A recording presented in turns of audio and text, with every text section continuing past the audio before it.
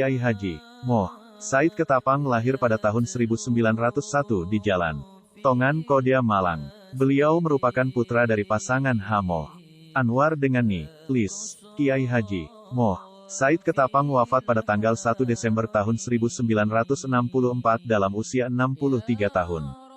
Jenazah beliau dimakamkan di lingkungan pesantren PPAI Ketapang Kepanjen Malang. Sebelum Kiai Haji Moh Said Ketapang wafat, ada satu kisah di mana pada saat beliau sedang sakit, beliau dikunjungi Al-Qut Al-Habib Abdul Qadir Bilfaqih, pengasuh pesantren Darul Hadits Al-Faqihiyah, yang waktu itu diantarkan oleh Gus Suyuti Dahlan. Dalam pertemuan itu, Habib Abdul Qadir sempat menawarkan obat dari Jerman yang sangat istimewa dan mujarab kepada Kiai Said. Namun, dengan segala kerendahan hati tawaran sang Habib tersebut ditolaknya. Lantas Kiai Haji Moh Said Ketapang menceritakan, jika dirinya pernah bermimpi. Hatinya pecah menjadi dua. Pecahan itu kemudian menjadi tulisan dalam bahasa Arab, yang artinya, tidak ada obat untuk penyakit ini, kecuali dengan zikrullah. Kalau begitu, tidak usah saya beri obat Pak Kiai. Zikir itu saja diteruskan, tutur Gus Suyuti menirukan perkataan Habib Abdul Qadir Bilfaqih kepada Kiai Said waktu itu. Pada tahun 1925, Kiai Haji Moh Said Ketapang melepas masa lajangnya dengan menikahi Siti Fatimah, seorang perempuan dari Kidul Pasar Malang. Waktu itu, beliau masih berstatus sebagai pegawai di kantor gubernur di Surabaya tahun-tahun 1925 sampai tahun 1927. Dalam pernikahannya, Kiai Said tidak sampai dikarunia anak.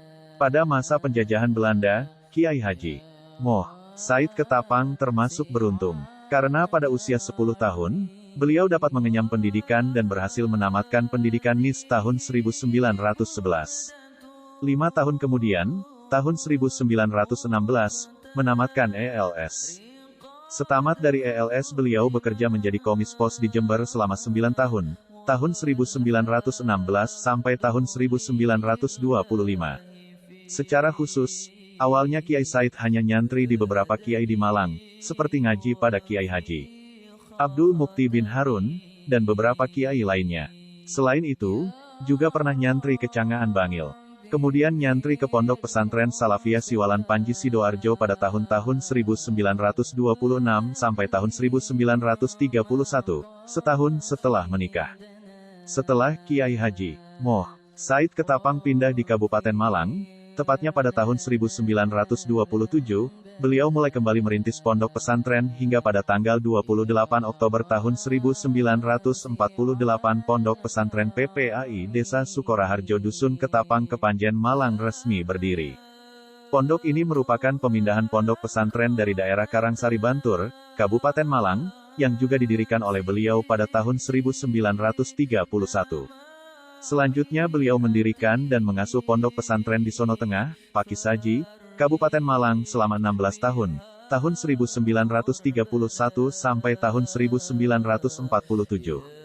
Tahun 1948, beliau mendirikan pesantren pindahan dari Sono Tengah, di daerah Karangsari Bantur guna menyelamatkan santrinya dari penjajahan Belanda. Beliau berjuang mengusir penjajah Belanda serta menjadi penggerak tentara Hizbullah dari tahun-tahun 1945 sampai tahun 1948. Sebagaimana umumnya pesantren Nu, pondok beliau juga bersistem pengajaran klasikal, Salafiyah. Unit pendidikan yang tersedia meliputi sekolah diniyah putra-putri ibtidaiyah, sanawiyah dan aliyah.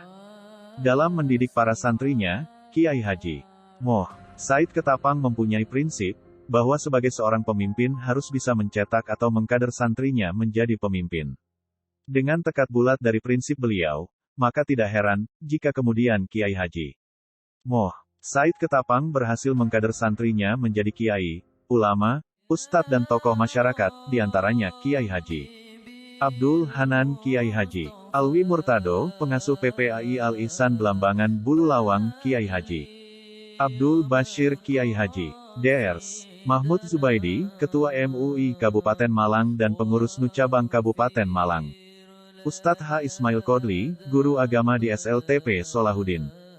Gus Suyuti Dahlan, pengasuh Ponpes Nurul Ulum Kacuk Sukun, Kiai Haji Ahmad Suaidi, pengasuh PPAI Ketapang, menggantikan Kiai Moh Said. Sejak masa muda, Kiai Haji Moh, Said Ketapang memang dikenal sebagai orang yang suka bekerja keras dan tekun belajar.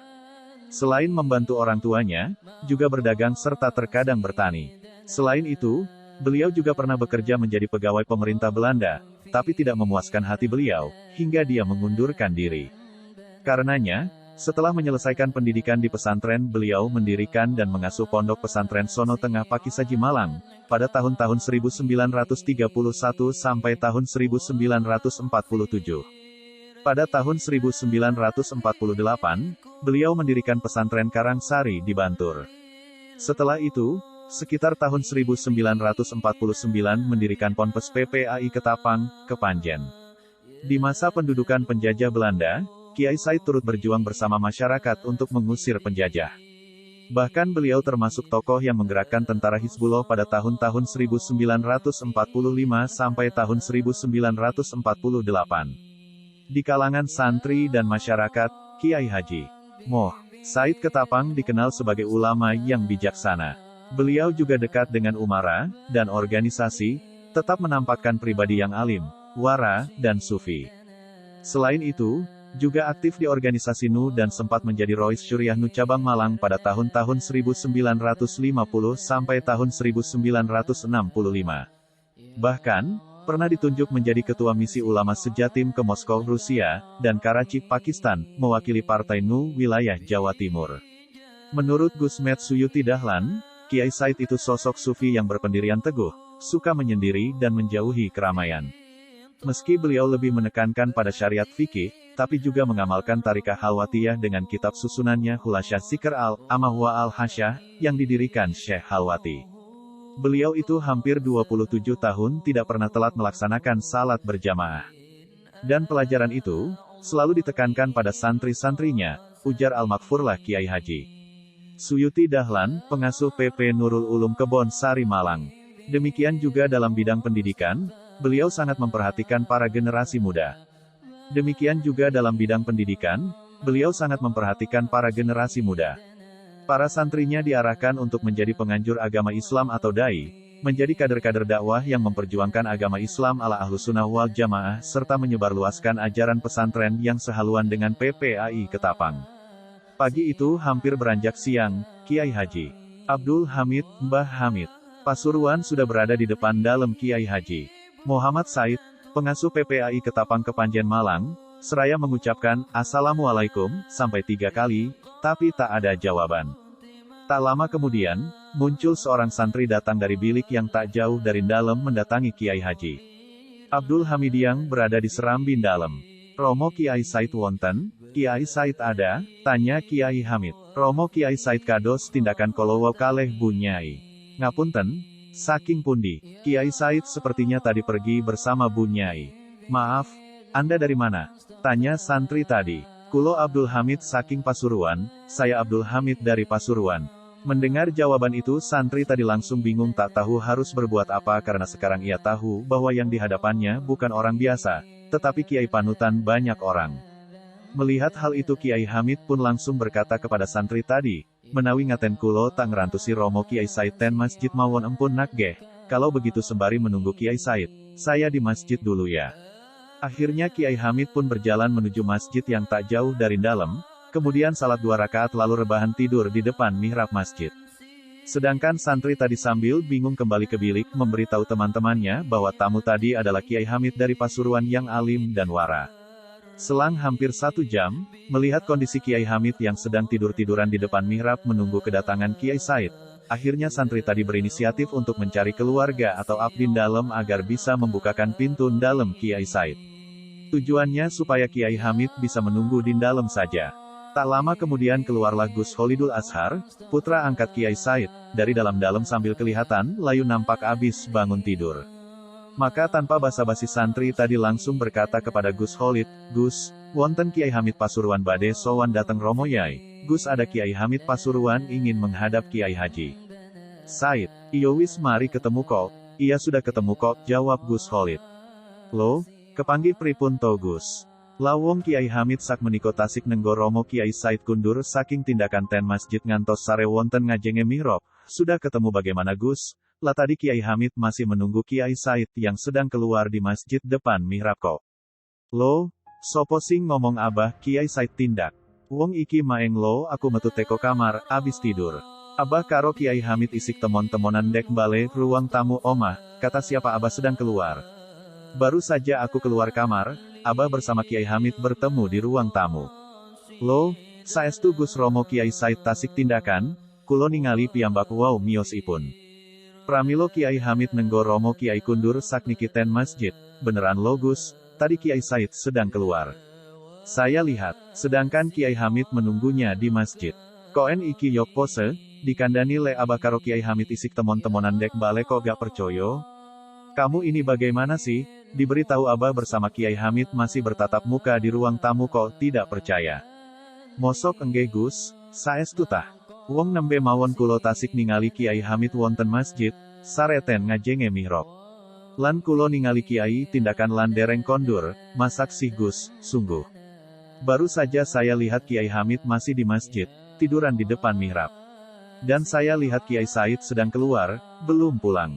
Koen iki, dikandani kok gak percoyo. Kamu itu diberitahu kok tidak percaya.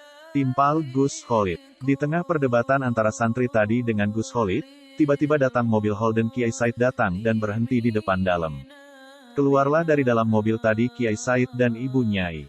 Melihat pemandangan itu, Gus Khalid dan santri tadi menjadi bingung. Lo Gus, niku lo Romo Kiai nembe kondur saking tindakan. Lo Gus, itu Kiai Said baru saja pulang, tukas santri tadi.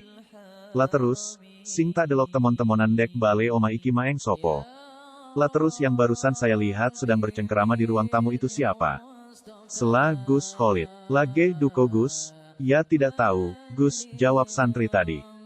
Di tengah kebingungan keduanya, maka Gus Khalid langsung menghampiri Kiai Said yang baru keluar dari mobil, seraya berkata, Abah, wonten. Belum selesai berkata, Kiai Said langsung menjawab, Kiai Hamid. Wis, Abah wis, ketemu kok. Sudah saya temui kok. Sambil berjalan menuju dalam, maka makin bingunglah Gus Khalid dan santri tadi mendengar jawaban Kiai Said tersebut. Demi untuk menghilangkan kebingungannya, santri tadi langsung berlari ke masjid memastikan Kiai Hamid masih di depan mihrab.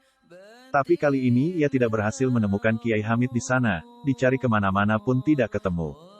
Tutur Kiai Haji Ahmad Muhtar Ges, santri Kiai Haji Moh Said, mengakhiri kisahnya.